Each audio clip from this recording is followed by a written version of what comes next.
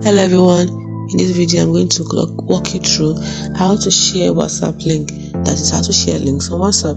The first thing you do is open up your WhatsApp like I've done, go to the chat where you want to get the link from, tap on it, tap on the three dots at the top right corner, tap on more, tap on media, links and docs. This is for you to have access to all links in case it's just more than one you want to share. So you have media, documents and links.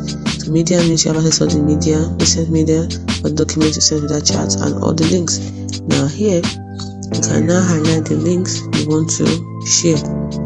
So you have access to every single link. You can highlight it, and then to share it, you tap to forward it, you tap on this arrow up here.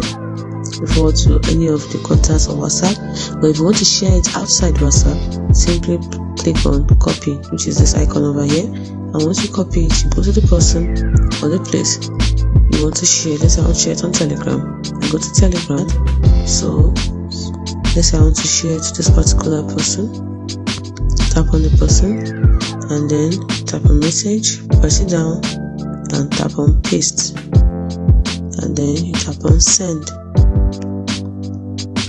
As you can see, links have been shared. It's as simple as that.